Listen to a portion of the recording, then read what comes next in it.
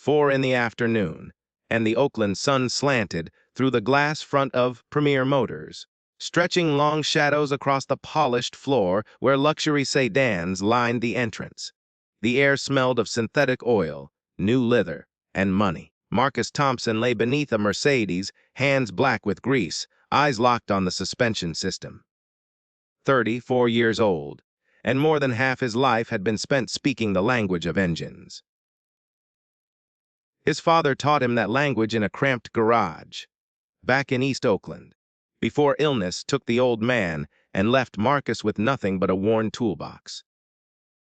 Marcus couldn't quite remember his father's voice anymore, but he remembered the hands, the way they moved inside an engine, slow and sure, like they were talking to something alive. 3 years at Premier Motors, 3 years of early shifts, late shifts, shifts nobody else wanted, a 98% customer satisfaction rating, highest in the branch. He'd trained 4 new mechanics, 2 of whom now held positions above his own. But there were things that never showed up on a scorecard. Premier Motors had rules that were never written down.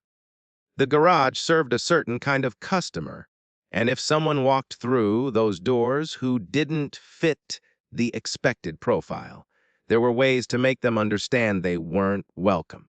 Marcus had seen it more times than he could count. He'd learned to keep his head down, do his work, collect his paycheck. His mother, Dorothy, 67, diabetic, needed her medication every month. He couldn't afford to make waves. But that afternoon, the waves came to him. The sound of metal scraping concrete made every head in the garage turn. A tall, lean man was struggling to push a dead motorcycle through the entrance. Faded gray hoodie, jeans worn through at the knees, muddy boots, a baseball cap pulled low, dark sunglasses hiding half his face, a long unkempt beard covering the rest. He looked like someone who'd walked halfway across the city under the sun and wouldn't have stopped if the bike hadn't given up first. But the motorcycle told a different story. Marcus recognized it immediately. A classic vintage, the kind collectors dreamed about. Scuffed chrome, chipped paint, but the bones were real, not a cheap ride. Brenda at the front desk glanced up and studied the man head to toe. Her eyes narrowed, an almost unconscious twitch, but Marcus had seen it hundreds of times before. "Can I help you?" Brenda asked, her voice flat as a tabletop. The man spoke, his voice strained and cracking at the edges. "My bike died a few blocks from here. I know I don't have an appointment, but this is an emergency. My best friend Michael.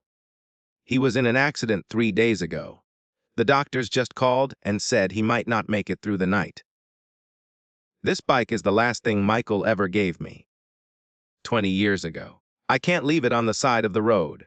Please. I'll pay whatever it costs." Brenda didn't look up. "We don't take walk-ins. Company policy. Please." His voice broke. "I'm begging you."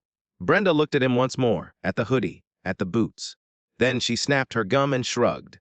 "Like I said. No appointment, no service." Behind her, Tyler leaned toward Greg and muttered something. Greg snickered. The man stood frozen. His hands still gripped the handlebars, knuckles white. His shoulders dropped. Not the way anger drops a person, but the way someone settles into a rejection they've long since learned to expect.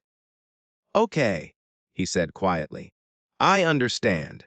He turned and began pushing the dead motorcycle back toward the door. And in that moment, Marcus didn't think. He didn't think about his paycheck. Didn't think about his mother's insulin. Didn't think about consequences. His body just moved, as though the decision had been made long before he realized it. "Hold on." Marcus wiped his hands on a rag and stepped forward. "Let me take a look." The man turned. Behind the dark glasses, Marcus couldn't see his eyes, but he could feel the surprise radiating off him. "You don't have to. You're asking for help," Marcus said. "Not causing trouble. There's a difference." He hadn't even touched the bike when Victor Harmon's voice sliced across the garage. "Marcus." Victor stood in the doorway of the manager's office, a foam cup of coffee in his hand. A big man, thick-necked, with a face that always seemed to be annoyed by something. 5 years as branch manager, and Marcus had never once seen him smile. What do you think you're doing? Needs help. His friend is dying. No.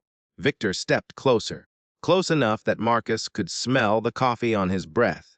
He looked at the man in the hoodie without bothering to hide his contempt.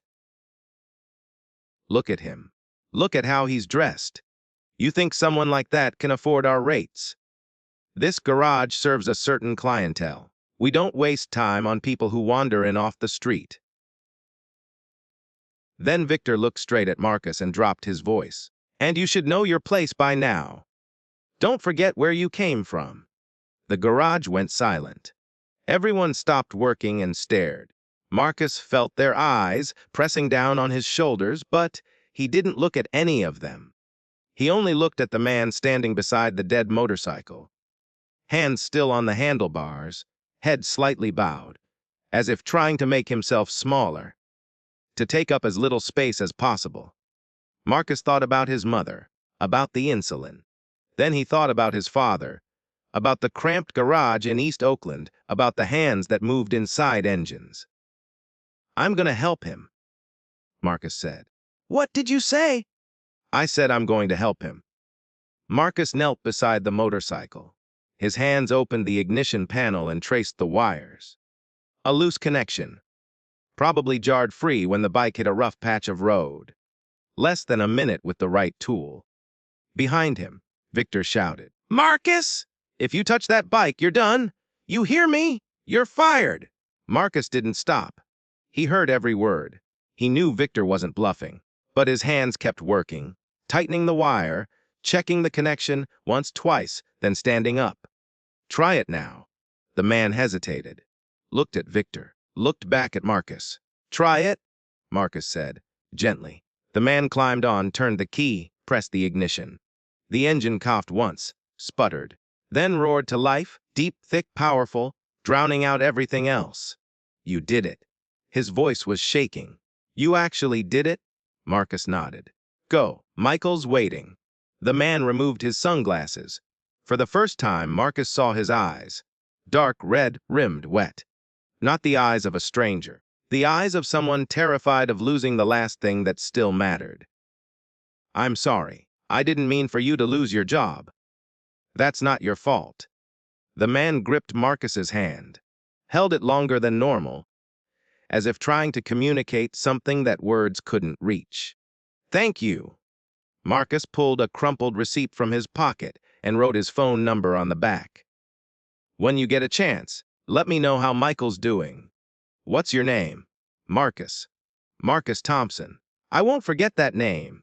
Then he put his glasses back on, climbed onto the motorcycle, and disappeared into the fading afternoon. The engine sound grew smaller and smaller until it was gone. Marcus watched the empty doorway for a long moment. Then he turned and walked toward his locker. Nobody spoke to him. Tyler looked away. Greg stared at his phone. Brenda pretended to shuffle papers. Victor slammed his office door. Marcus packed his toolbox, carefully, slowly, one piece at a time, took his jacket from the hook, folded it under his arm, and walked out. The Oakland air was cool against his skin. The sun was setting, painting the sky orange and gold. Behind him, the garage went on as if nothing had happened. He didn't know if he'd done the right thing or the wrong thing. He only knew he couldn't have done it any other way. That night Marcus couldn't sleep. At 2 a.m, he sat at the kitchen table, the small table where he and his mother ate their meals, staring at the stack of bills held together by a rubber band. Electric, water, medication, rent due in 12 days. Without his paycheck, they could hold on for about 3 weeks. Maybe less.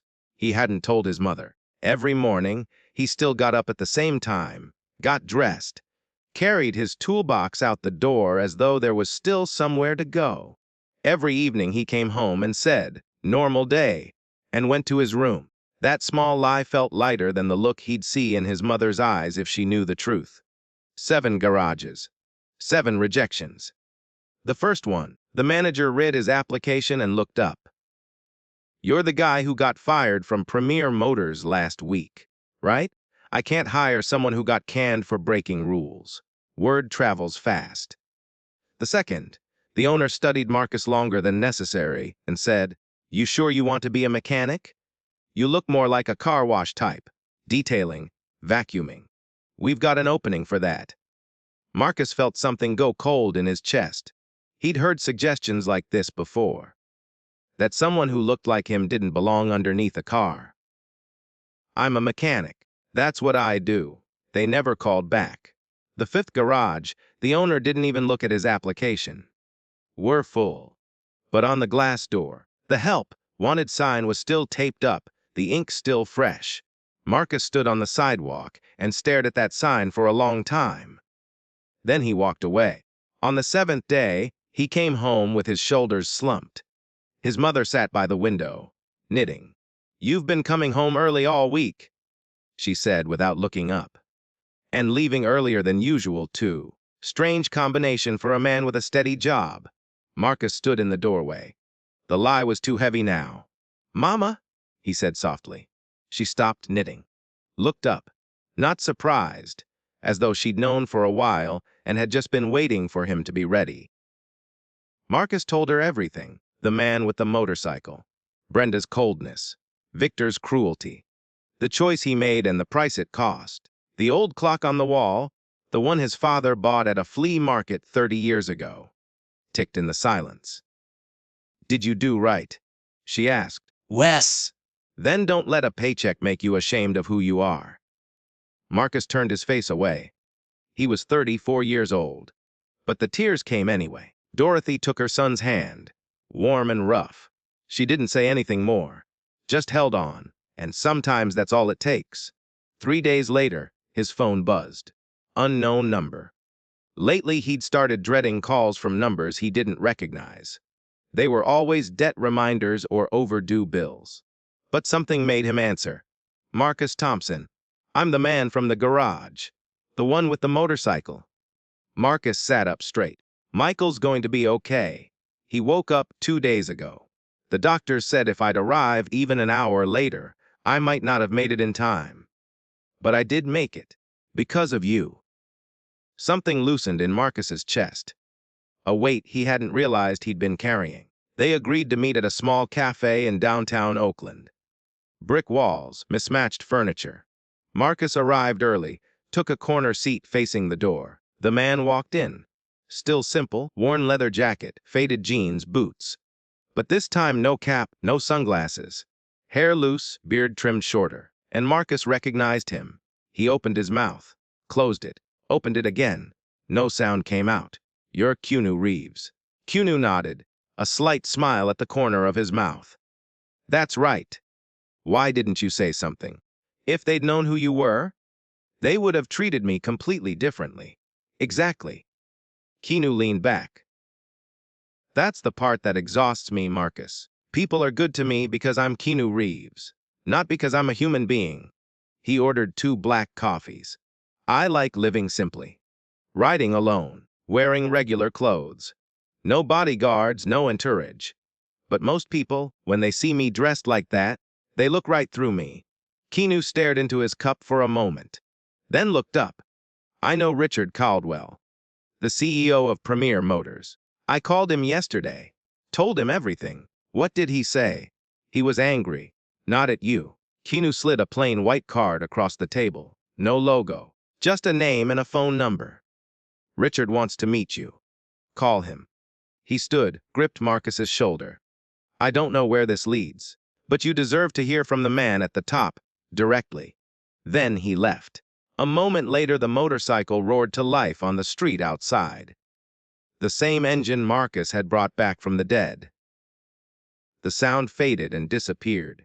Marcus sat alone, the card in his palm. He wanted to believe it would change something. But he'd believed 7 times in the past week, and all 7 ended the same way. He pocketed the card, finished his coffee, walked out. He didn't call. Not yet. For 2 days he carried that card in his pocket without dialing. Mornings he took it out and looked at it. Nights he put it back. He wasn't afraid of rejection. He was afraid of hoping again and falling one more time. Finally, his mother asked, What is it you keep taking out and staring at? Marcus showed her the card, told her about Cunu, about Richard Caldwell.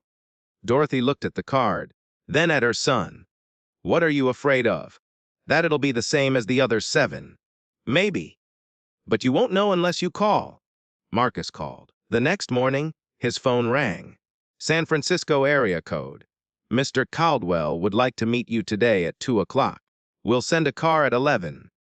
At exactly 11, a black sedan pulled up in front of the apartment building. Marcus wore a white dress shirt, the kind he only wore to church. Old slacks that still fit, and his work boots.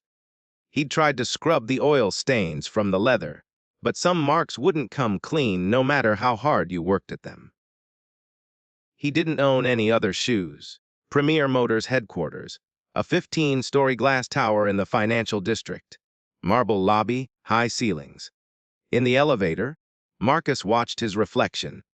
A mechanic in work boots, surrounded by glass and chrome. He straightened his shoulders, but his hands were trembling slightly, and he squeezed them against his thighs to hide it. The conference room had floor-to-ceiling windows overlooking the entire city. 3 people were already inside. Cunu in the corner, a small nod. Dr. Patricia Monroe, corporate culture consultant, silver hair, horn-rimmed glasses, and Richard Caldwell, a black man in his 50s, salt and pepper hair, gray suit without a tie.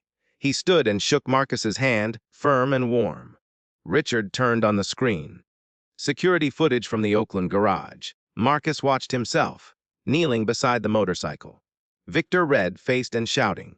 Brenda filing her nails. Tyler and Greg standing still, doing nothing. Then Marcus walking out the door, toolbox in hand. From the camera angle, he looked smaller than he'd imagined. Small and alone, Richard turned off the screen. I built Premier Motors from nothing. 30 years ago, I was fixing cars in a one-bay garage in Compton. No money, no degree. I know what it feels like to be judged before you open your mouth. He looked at Marcus. I failed. Not at one garage. At an entire system I built. The conference room door opened. Victor Harmon walked in. His face went pale when he saw Marcus. Richard replayed the footage, this time with audio. Victor's voice filled the room. Look at him. Look at how he's dressed. And you should know your place. Richard stopped the video. 18 months. 7 employee complaints. 4 customer complaints. All buried. Victor stammered something about exaggeration, about misunderstanding. Enough. You're terminated. Security escorted Victor out. Marcus watched him pass through the door. Shoulders slumped, eyes on the floor. He didn't feel satisfaction. He just felt tired. Richard turned to him. Lead technician, Oakland branch. 20% raise. Full authority over hiring and service standards. Marcus didn't answer right away. He thought about 3 years of keeping his head down. About 7 doors closing in his face over the past week. About the feeling when Victor said, "Know your place," and nobody in the garage moved. "I'll accept," he said. "One condition. I want to change how the garage operates. Not just on paper. And if anyone treats a customer the way I saw, I want the authority to let them go, without asking permission." Richard studied him for a long moment, then nodded. Full authority. On the drive home, sitting in the back of the black sedan, Marcus stared out the window. The Bay Bridge ran beneath him. He held the contract in his hands but didn't read it. He was thinking about his first day back at the garage, about the eyes that would be waiting for him there. Brenda. Tyler. Greg. The people who had watched him walk out in silence. He didn't know how they would look at him. Didn't know how he'd look at them. The following Monday, Marcus walked through the front entrance of Premier Motors Oakland. Not the side door. The front. New nameplate on the manager's office door. Marcus Thompson, lead technician. He called a full staff meeting. Stood in front of them. The people who had watched him get fired without saying a word. And tried to find the right words. I'm not going to pretend the past few weeks didn't happen. From now on, every customer who walks through that door gets treated with decency. regardless of clothes or cars. Anyone who violates that is gone before the end of the day. Nobody spoke. But Marcus saw Tyler swallow, saw Brenda look down at her hands. He wanted to say more, wanted to say he wasn't angry. But that wasn't entirely true, and he decided not to start with a lie. The first weeks weren't easy. Some days Marcus caught himself sitting in the manager's office, Victor's old office, and something felt wrong. Like wearing someone else's coat. He knew how to fix cars. He wasn't sure he knew how to manage people. Some employees listened out of respect, some out of fear. Some didn't listen at all but wouldn't say it to his face.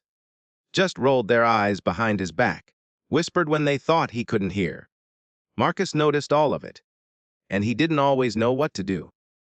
But he knew how to do one thing: fix cars, and treat the person standing in front of him like they mattered. One afternoon, an old man named Harold drove in with a car that hadn't been washed in a decade. Faded paint, dented bumper, an engine that sounded like a wounded animal, clothes worn thin. Greg glanced at Tyler, smirked. Neither moved. Marcus walked past both of them to Harold. "Good afternoon, sir. What can I do for you?" Harold looked startled, as though he'd braced himself to be ignored. "Loose belt." 20 minutes. But while Marcus worked, Harold talked. 70, 3 years old, Vietnam veteran, 2 tours. The car was a gift from his son, who had passed away 3 years ago. "It's all I have left of him." When the job was done, Harold reached for his wallet. Marcus shook his head. "No charge." Harold's eyes went wet. He gripped Marcus's hand tight and said nothing. Across the garage, Tyler watched. No smirk this time. Late one night, Marcus stayed after everyone had left and started writing. Not because he wanted an audience, because he couldn't sleep, and the words spinning in his head needed somewhere to go. He wrote about that day, about watching a man beg for help and get turned away, about the sound of an engine roaring to life in a silent garage, about walking out the door while nobody looked back. He posted it at midnight without thinking much.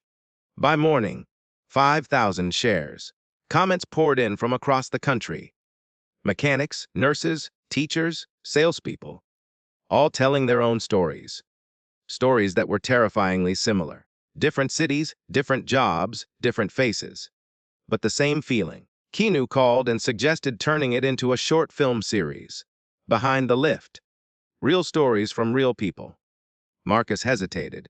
He was a mechanic, not a storyteller. Keanu said, "You already told a story. Last night. And 5,000 people heard it." The first episode was Marcus's own story, filmed at the garage, no script. The fourth was just a voice, no face. Keanu telling his side. "The only person who treated me like a human being that day was Marcus." The series spread. Dr. Monroe and Marcus built a training program called Respect First, rolled out across all Premier Motors locations, then beyond, over 200 companies in 3 years. But Marcus didn't feel like he was changing an industry. He just felt that every day still had hard moments. A new employee repeating old behavior. Times when he was too tired to confront instead of letting it slide. Moments when he wondered whether he was truly changing something or just putting new labels on the same old thing. One evening, Tyler came to find him, hands in pockets, eyes on the floor. "The day Victor fired you, I was standing right there. I saw everything. And I didn't say a word." Tyler looked up. "I'm sorry." Marcus was quiet for a long time. He wanted to say, "It's fine." But that wasn't true. "I won't pretend it didn't hurt," he said, standing there alone while everyone watched. That was the worst part. Not Victor. The silence. Tyler swallowed. His eyes were wet. "But you're standing here now," Marcus said. "And you're saying it?" He held out his hand. Tyler took it. A few weeks later, Keanu stopped by the garage unannounced. Jeans, plain jacket, nobody recognized him. Brenda looked up, smiled. "Good afternoon, sir. How can I help you?" Keanu glanced at Marcus from across the garage. A small smile. "She didn't recognize me," he said quietly when he reached Marcus. "No." The two men looked at each other. Nothing else needed saying. 3 years later, Marcus stood before 3,000 people at the National Automotive Service Conference. He looked down at his feet, the same old boots, the boots he'd worn the day he was fired. After the conference, he sat with Keanu and Richard. "I want to open my own garage. East Oakland. Where I grew up?" Keanu nodded. "I want to invest." But things didn't fall into place the way a single sentence makes it sound. 6 months searching for a space. 3 lease negotiations that collapsed. The bank turned down his loan. Marcus's credit history wasn't clean enough for the amount they required. Keanu kept his word, but investment money had to pass through lawyers and paperwork and meetings where Marcus sat listening to terms he didn't fully understand. Some nights he came home, sat at the kitchen table staring at a pile of documents, and wondered what he was doing. He was a mechanic. He knew how to fix an engine, not how to read a lease. Dorothy saw her son sitting blank-eyed and asked, "Hard, hard. Then keep going tomorrow." Eventually, Richard helped arrange a loan through Premier Motors Community Development Fund. They found a space, an old warehouse that needed serious work. Marcus did most of the renovation himself.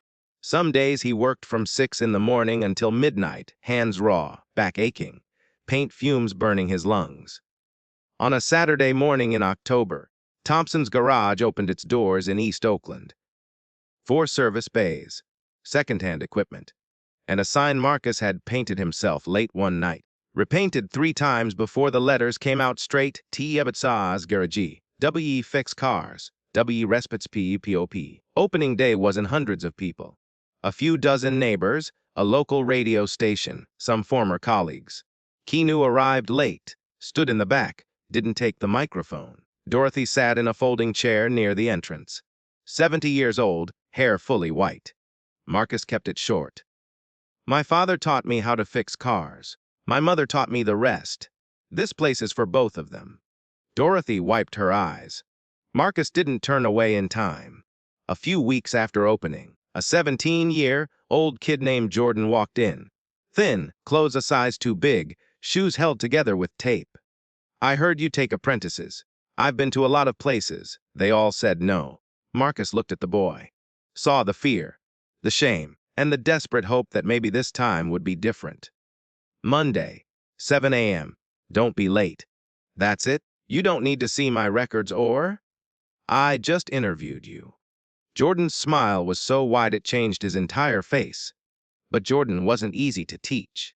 He showed up late the first week. The second week, he ruined a set of spark plugs by not listening to instructions. The third week, he nearly quit. Because a customer said something that made him feel small, and he didn't know how to swallow it. Marcus found him sitting behind the garage, eyes red. He said I looked like I didn't know how to hold a wrench. Marcus sat down beside him, quiet for a while. People are going to say things like that. Not once, many times, and every time it's going to sting. I'm not going to lie to you and say it stops hurting. Jordan looked at him. "But are you coming back to work tomorrow?" Jordan wiped his eyes. "Yeah." "Then that's enough. Late at night." Garage closed. Marcus sat alone under the warm glow of a desk lamp. On the wall behind him hung a black and white photograph. A young man standing beside a car, face smeared with grease, smiling wide. His father, 40 years ago. Marcus looked at the photograph. He didn't say anything. Didn't need to. He turned off the lamp, stepped outside, locked the door. Looked up at the sign. The paint had faded slightly at the corner of the T. He made a mental note to repaint it over the weekend. The Oakland night was cool and clear. His old boots tapped out a familiar rhythm on the pavement. The garage wasn't turning a profit yet. Last month, he dipped into savings to pay Jordan's wages. Next month was still a question mark. But tomorrow morning he'd open the doors. Jordan would show up at 7, maybe 10 minutes late, but he'd show up. And if someone walked in, scared, desperate, with a broken car and a story Marcus didn't know, he'd help. Not because he knew it was the right thing to do, but because he didn't know how to do anything else.